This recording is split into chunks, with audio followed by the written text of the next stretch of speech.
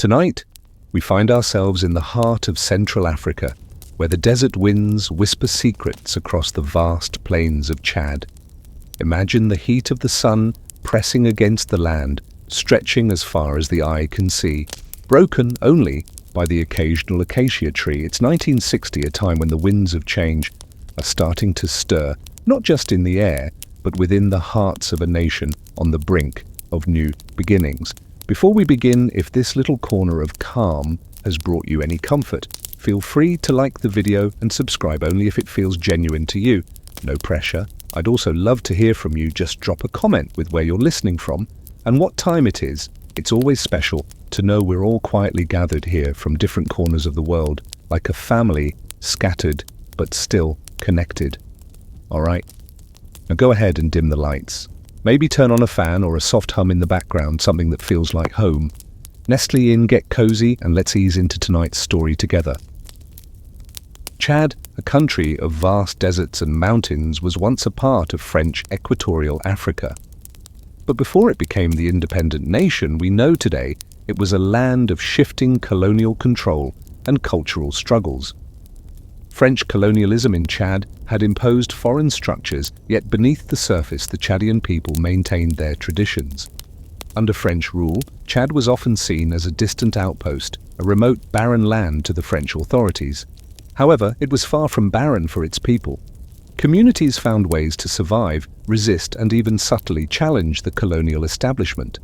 There was, after all, no hiding from the desert heat and the fierce spirit of those who called this land home. As the years passed, the desire for change grew. Chad's path toward independence would be shaped by a long period of simmering unrest alongside the rise of nationalist movements. French officials, in a slow response to the changing tides in Africa, began to acknowledge that they could no longer ignore the calls for self-determination. This wasn't just about the will of the Chadian people, it was also about the growing global pressure for decolonization that was sweeping across the continent. But the real question was, could Chad truly gain its independence without facing the turmoil that many other African countries had to endure? Historians still argue whether the slow-moving tide of resistance in Chad was a deliberate strategy by local leaders or merely the inevitable outcome of the French Empire's decline. Either way, a wave of change was coming. As we drift further into the past, imagine the sense of anticipation growing in the air. It's the 1950s, and across the African continent, the winds of nationalism are picking up. From the coastal cities to the inland deserts, the call for independence is heard. In Chad, a spark begins to flicker in ambition, not just for self-rule, but for the chance to carve out a future where the French no longer dictated the course of their lives. The youth, armed with new ideas and a desire for change, began to ask a question that would shape the future. Why must we remain under foreign control when we have so much to offer ourselves? At the forefront of this movement were figures like Félix Éboué, a Chadian-born politician, an anti-colonial leader who became an influential voice in French political circles. Éboué's role in galvanizing both his countrymen and other African leaders was pivotal, though historians debate whether his rise was due to genuine nationalism or simply an opportunistic move within French-controlled spaces. Regardless, his actions became an important part of the narrative that led to independence. But the true face of Chad's push for freedom was found in its ordinary people. From the nomadic groups in the north to the agricultural communities in the south, the yearning for self-governance spread. These weren't just educated elite voices or well-positioned political players. They were the voices of farmers, traders, and families living in the heat of the Sahara. This was not a movement of one group, but of many, each with their own frustrations and dreams. It wasn't long before these voices converged, culminating in the formation of the Chadian Progressive Party in 1946, which would go on to become a significant force in pushing for greater autonomy. Interestingly, while these movements were gaining momentum, they weren't entirely free of internal tension. Some factions within Chad's nationalist movement favored aligning with other African countries like Guinea, while others leaned toward maintaining ties with France for economic benefits. Historians still argue whether this split within the nationalist factions delayed Chad's path to independence, or if it simply reflected the diverse ways different Chadian communities perceived their future. But one thing was clear: the movement was gaining strength. The energy in the air was palpable. The people of Chad were not going to be passive any longer. And as France, caught in the growing pressure of global decolonization, began to realize that holding on to African colonies was no longer feasible, the winds of change became a gale that would sweep through Chad. As the movement for independence steadily built momentum, Chad faced a delicate balance between hope and resistance. The French, not eager to relinquish control over such an important region, continued to drag their feet. France was in no rush to let go of its colonies, and Chad, nestled in the heart of Africa, was a critical part of their empire, especially with its strategic position and resources. But despite this, the pulse of independence beat louder with each passing year.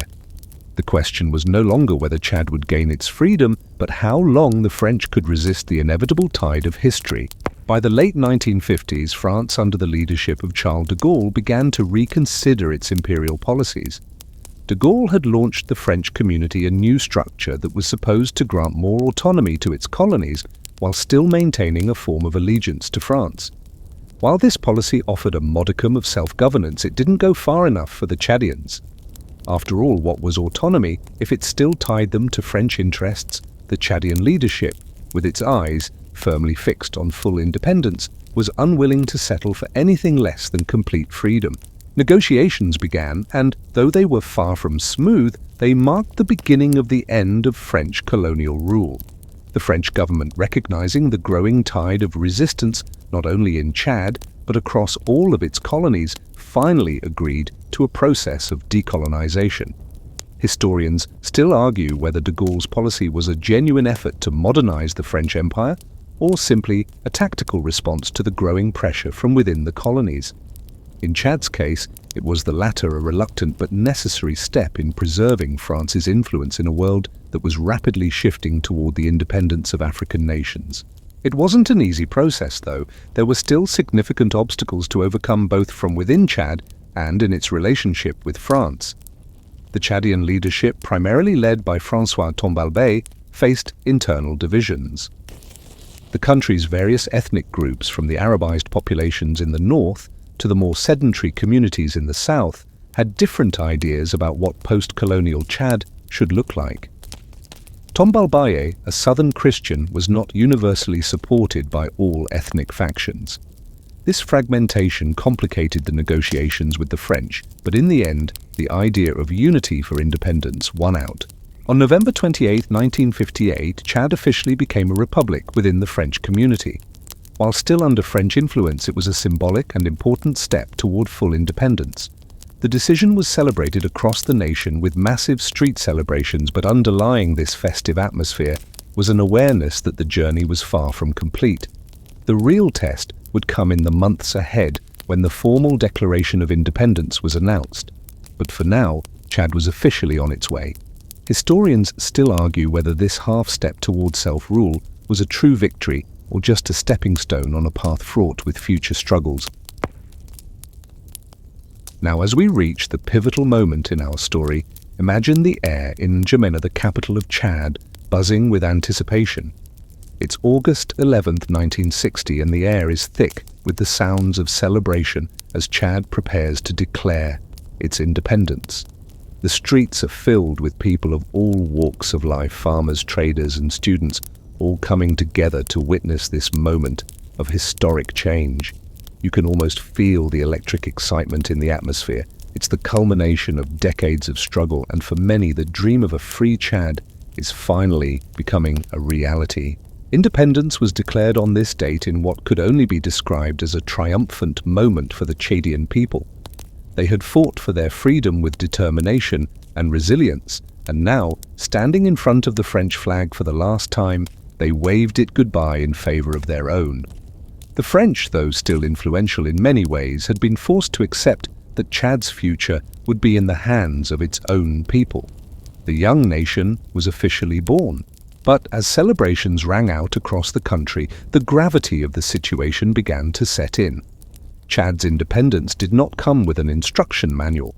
The new government, led by François Tombalbaye, was now tasked with the incredibly difficult job of unifying a country that was divided along ethnic, religious, and regional lines.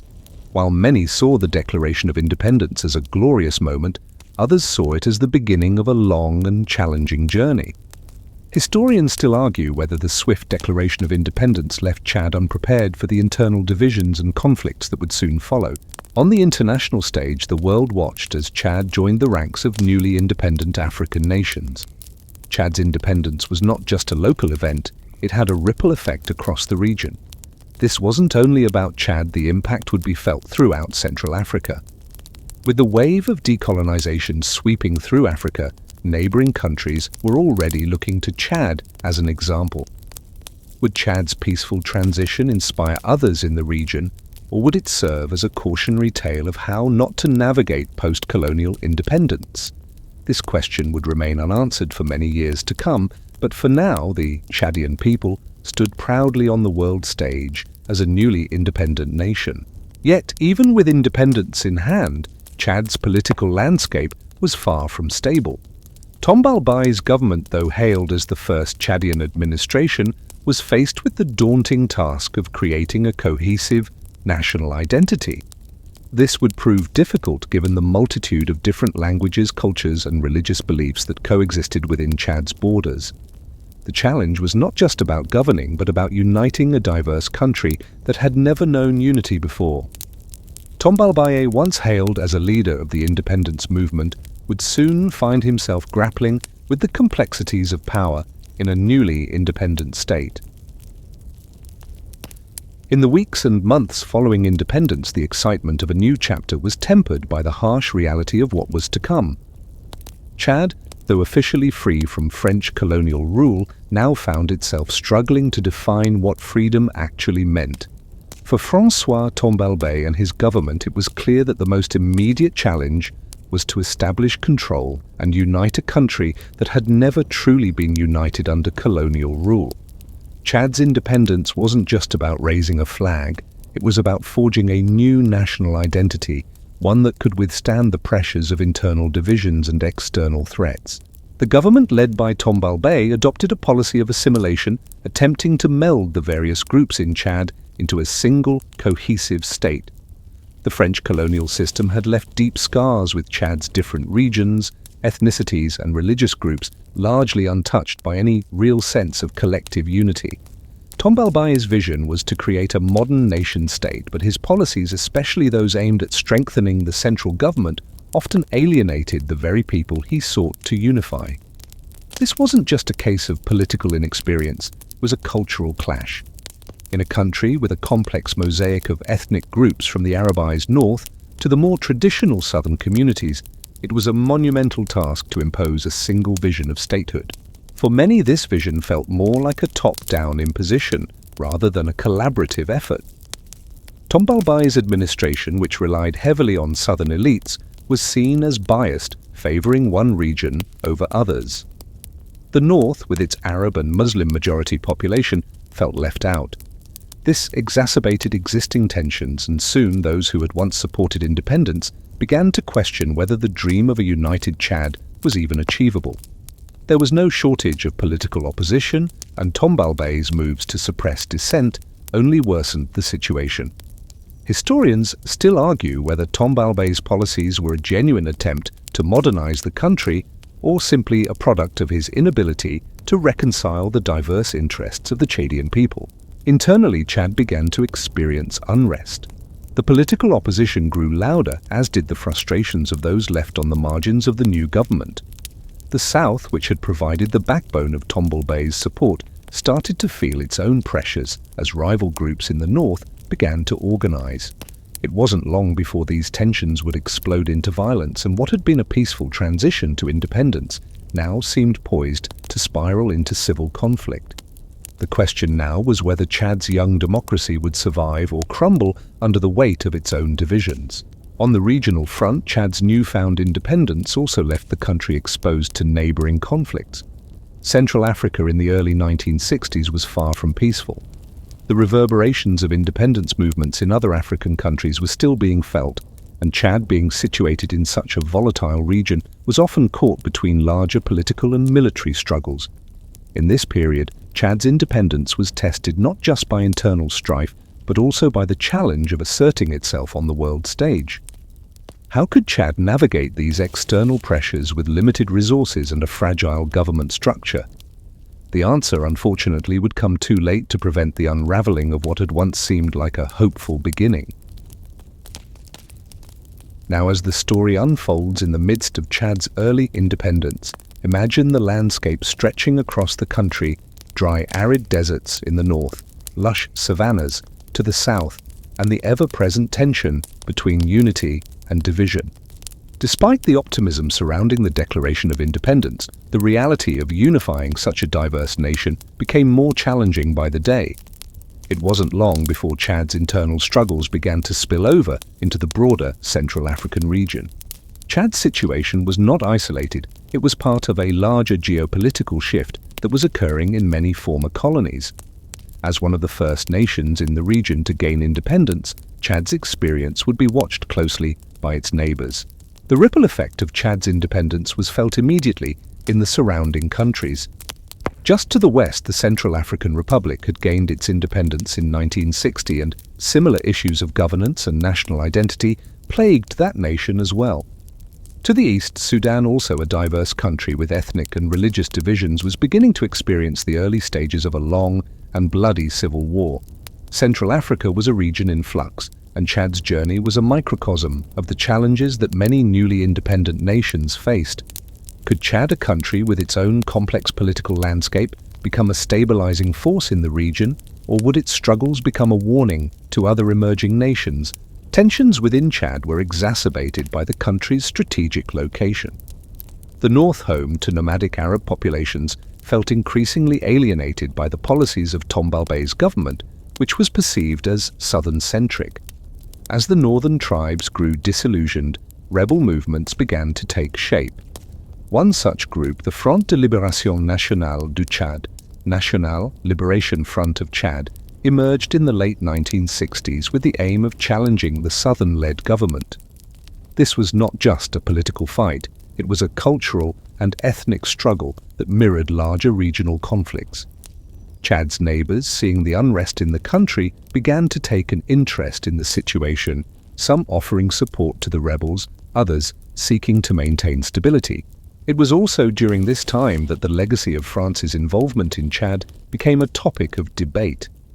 While the French had granted Chad independence, their relationship with the country remained strong, sometimes too strong.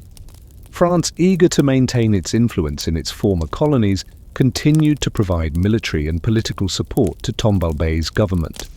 This support, however, came with its own set of complications. While some viewed France's assistance as necessary for maintaining Chad's stability, others saw it as an ongoing form of neo-colonialism, a reminder that independence had not fully freed the country from French influence.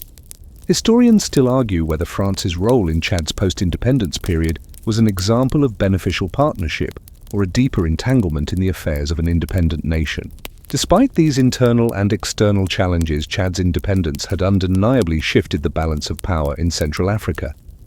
The country was no longer just a French colony, it was a player in a rapidly changing region.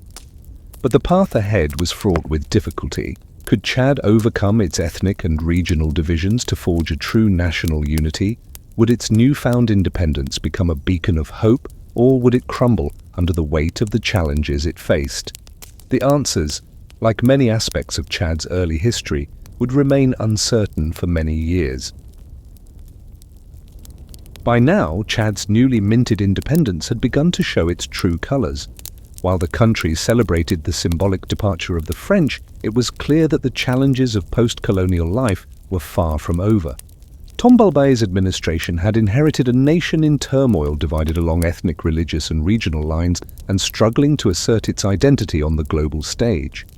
It was during these years that Chad's relationship with its former colonial master France would evolve into a complex and often contentious partnership. In the wake of independence, France remained a powerful influence on Chad, despite the country's new status as a sovereign state. The French government had extensive economic and military interests in Central Africa, and Chad, rich in natural resources and strategically located, was vital to these interests. France provided both military aid and political backing to Tombalbaye, who in return leaned heavily on the support of his former colonizers. While some viewed this as a pragmatic alliance, one that helped Chad maintain stability in the face of growing internal divisions, others saw it as a form of neo-colonialism.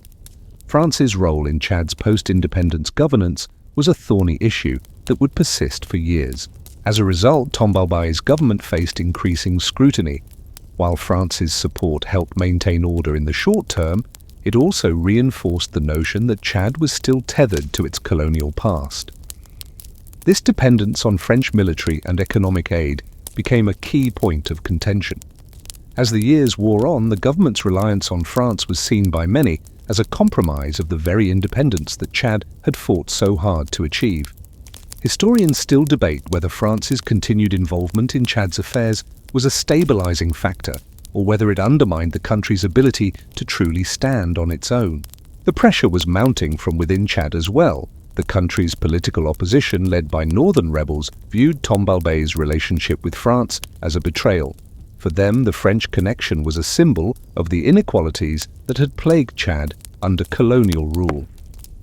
Tombalbaye's political opponents, many of whom were from the north, felt that their region had been systematically excluded from power and resources. The south, under Tombalbaye's control, was where most of the government's support and infrastructure were concentrated, leaving the northern Arab-majority regions to feel marginalized. This divide was about more than just politics, it was about identity. For the northern rebels, Chad's struggle for independence had always been tied to the idea of reclaiming their own voice, their own place in the nation. Yet in the years following independence, the reality was that the government was dominated by southern elites, leaving the northern populations feeling unheard and disenfranchised. The rebels, led by groups like the Front de Libération Nationale du Tchad, National Liberation Front of Chad, began to push back against what they saw as a central government that had failed to represent the diverse people of Chad.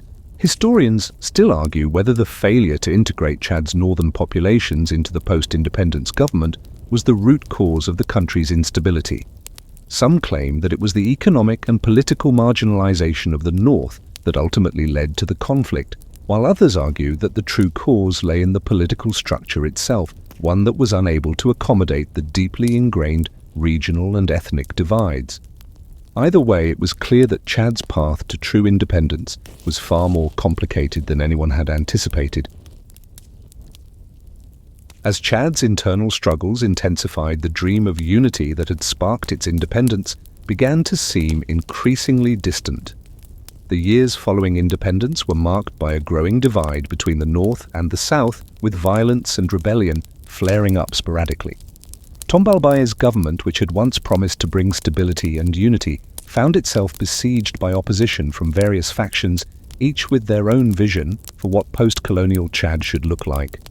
The promise of a united nation seemed to slip further from reach as the country's fragility became all too apparent. Tombalbaye, in his quest to maintain power, responded with a heavy hand. He pursued an authoritarian approach, sidelining political opponents and suppressing dissent. He also sought to centralize control, pushing through policies that disproportionately favored the southern regions where his base of support lay. As expected, this only deepened the divide. The northern rebels, already disillusioned by the lack of representation in the government, began to escalate their efforts.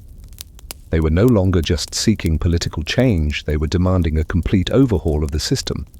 These groups had grown more organized, drawing inspiration from other regional liberation movements, and their resolve was hardening. But the challenges Chad faced were not confined to internal conflict alone. In a region where borders were often drawn by colonial powers without regard for ethnic or cultural realities, the pressure from neighboring countries only complicated matters further. Libya to the north began to take an interest in Chad's affairs, seeing an opportunity to exert influence in the wake of the country's political instability. The Cold War, too, had a role to play in shaping Chad's future. The superpowers were jockeying for influence in Africa, and Chad's strategic location in Central Africa made it a key player in the larger geopolitical game. Tombalbaye's government, caught in the crossfire of regional power plays, found itself increasingly isolated on the world stage. Historians still debate whether the intervention of external actors helped or hurt Chad's chances for stability. Some argue that external support, particularly from France and the broader Western Bloc, provided the government with the military and political support it needed to survive. Others suggest that foreign influence exacerbated Chad's internal issues, especially when countries like Libya began to intervene directly, further complicating the nation's ability to chart its own course. The situation was growing dire. In the early 1970s, Chad found itself embroiled in a brutal civil war that would rage for decades. Tombalbaye's leadership, once seen as the hope of an independent Chad, would ultimately be overthrown in a coup in 1975. But the coup itself did little to solve Chad's deep-rooted problems. The country would continue to experience turmoil with shifting alliances, internal divisions, and constant fighting. Yet, despite all of this, Chad remained a symbol of resistance, a nation that had fought for its freedom and was not willing to give it up easily. The spirit of independence forged in the struggles of the past would continue to burn in the hearts of its people. But the road ahead would be long, and the journey toward lasting peace and unity would take far longer than anyone had ever imagined. Historians still argue whether Chad's civil war was the inevitable result of its post-independence struggles, or if there were opportunities to avoid such a bloody conflict. Regardless of the debates, one thing was clear: Chad's independence had not marked the end of its challenges, but rather the beginning of a long and painful road toward self-determination. As the dust began to settle in the wake of Chad's civil war, the country's future seemed uncertain. The years that followed the coup of 1975 were marked by an ongoing struggle for control, not just of Chad's government, but of its very identity. The internal conflict had left the country deeply fractured, and the divisions that had existed before independence, the North versus the South, the Arab versus the African, now seemed insurmountable. Political fragmentation was no longer a mere possibility. It was a painful reality. In the midst of this chaos, a new figure emerged: Hissène Habré. Rising from the ranks of the northern rebels, Habré would eventually seize power, becoming president in 1982. His rise to power was a testament to the shifting dynamics in Chad. With Tombalbaye's southern-dominated regime toppled, Habré presented himself as a champion of the northern factions. His presidency, however, would not bring the stability that Chad so desperately needed. Instead, it marked the beginning of another chapter of authoritarian rule, one marked by repression, violence, and further division. Under Habré, Chad's political landscape became even more polarized. The North, which had long felt excluded from power, was now firmly in control, but the bitterness of the past remained. Habré, like his predecessors, sought to centralize power and silence opposition. His reign became infamous for the use of terror tactics against political enemies, including mass imprisonments and executions. Thousands of Chadians suffered under his regime, and the wounds of the civil war were only deepened by his brutal methods. The international community, meanwhile, remained largely disengaged. The Cold War context meant that Habré's regime was supported by Western powers who saw him as an ally in the fight against communism. This support, however, came at a cost. As Habré consolidated his rule, Chad became increasingly isolated both politically and economically. The country, ravaged by years of internal conflict and a military regime that failed to bring peace, found itself in a state of permanent instability. Historians still argue whether Habré's reign was an inevitable outcome of Chad's turbulent post-independence history, or whether there were alternative paths the country could have taken. Some believe that his rise was a direct result of the failure of Tombalbaye's government to address the country's divisions, while others point to the external influence of France and the Cold War powers, which may have inadvertently contributed to the perpetuation of authoritarian rule in Chad. Either way, it became clear that Chad's journey to true stability would be much longer and far more painful than anyone could have anticipated. As the 1980s wore on, the situation in Chad continued to deteriorate. The northern rebels, while now in power, faced their own internal struggles. As Habré's government became more entrenched, it also became more corrupt, further alienating the people it had once promised to unify. But despite these hardships, Chad was not without hope. the sense of independence that had once propelled the country toward freedom still remained buried beneath years of conflict and disillusionment. It was this spirit that would ultimately keep Chad alive in the face of adversity. Historians continue to debate whether Chad's civil war and the rise of Habré marked a final descent into chaos, or if the country's resilience was always there, waiting for the right moment to emerge once again. One thing, however, is certain: the journey of Chad's independence, from its early hopes to its years of turmoil, would leave a legacy that would shape the country for decades to come. As we arrive at the final chapter of Chad's long, complex journey toward peace, imagine standing at the edge of a dry, dusty plain, the air heavy with the weight of history.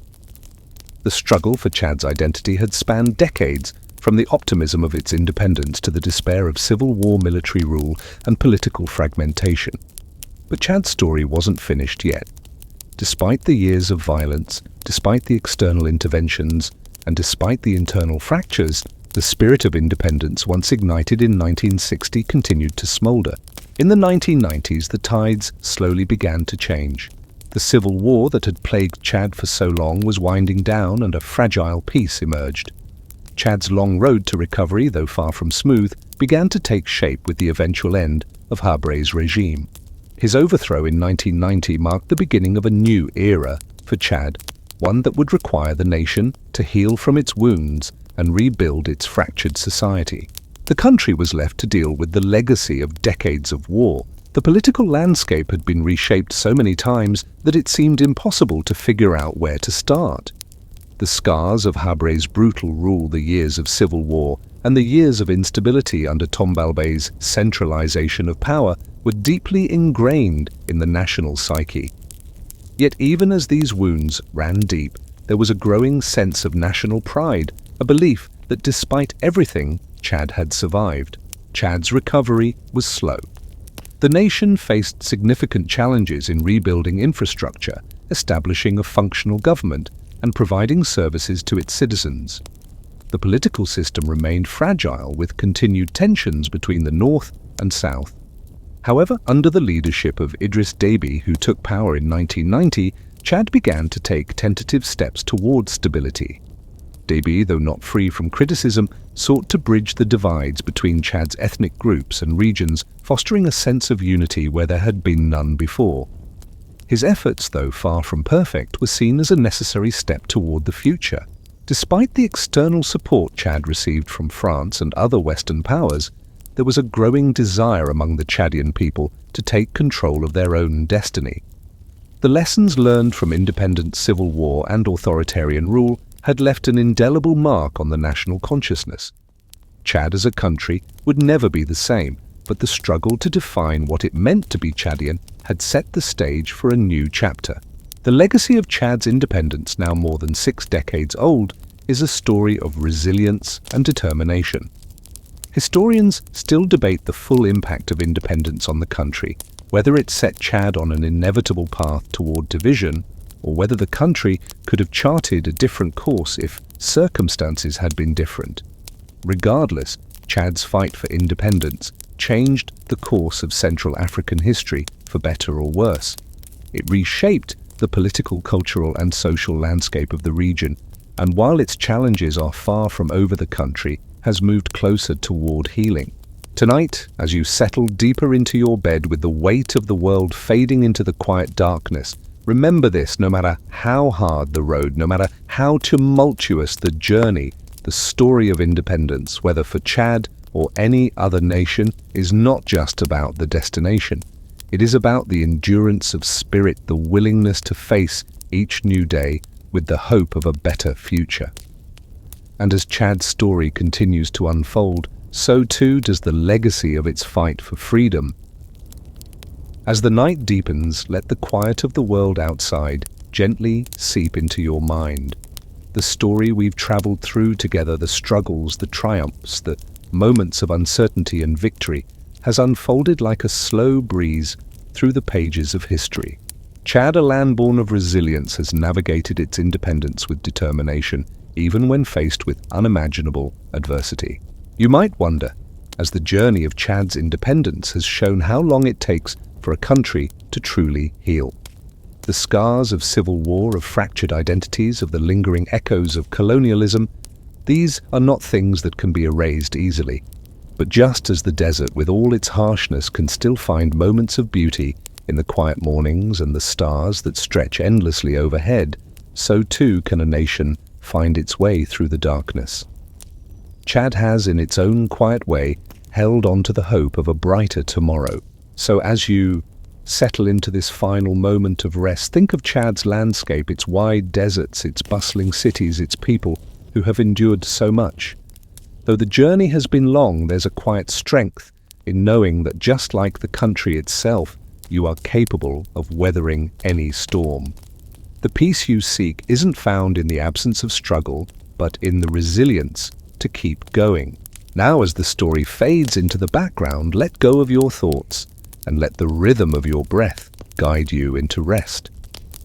Let the quiet hum of the world be the sound that lulls you into your dreams. Good night and sleep well.